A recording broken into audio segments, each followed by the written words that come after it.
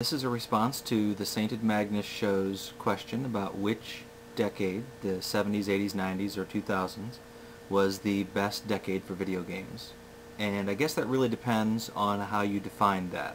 Whether you define it as the decade with the most innovation or effect on how we game today, or if you define it like I do, as a decade that was just totally consumed by video games.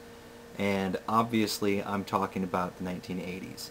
Now, for those of you born in the mid to late 80s, I mean, you really didn't get to experience it. You just get to hear about it through the experiences of others. I was born in the mid 70s, so I sort of gotten to experience and grow up during 3 of those decades anyway, and I've lived through the 2000s.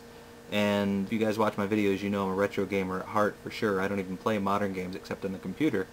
The 70s is where they first started infiltrating our homes. You know, the Atari 2600, the Intellivision, the Channel F, and of course Pong systems. But they really didn't catch on and become big until the early 80s.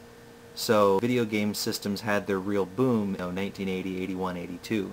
And you always hear people talk about the video game crash of 1983, but not a whole lot of them that talk about it actually lived through it, played video games through it.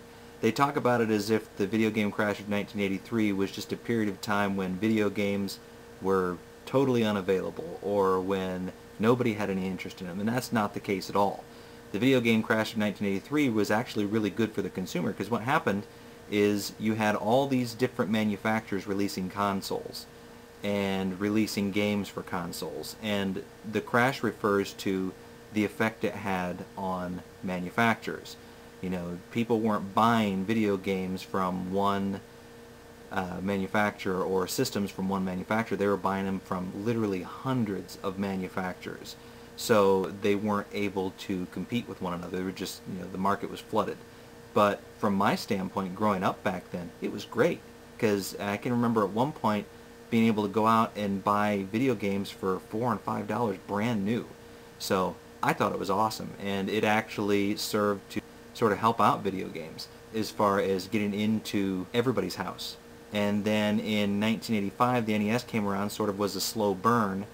Really started to catch on probably in 86, 87, along with the Sega Master System to a lesser degree. Sega Master System was the system that I personally owned. And then the Sega Genesis in 89. So in the 1980s you didn't have just one video game boom, you had 2. You had the early 80s, and then you had the late 80s where it was sort of rediscovered all over again. And in addition to the home console booms, you also had video game arcades. And for those of you that grew up primarily in the 90s, you remember arcades. But you don't remember arcades the way those of us in the United States in the 1980s remember arcades.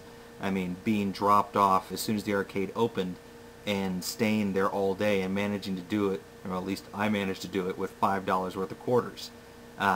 You didn't just play the video games, you watched other people play video games, and everybody was in the arcades. I wish you guys could have all experienced the 1980s like I did. Arcades were everywhere, video game consoles were everywhere. The 80s was really where it was at when it comes to playing video games and living video games daily. So that's my take. 1980s.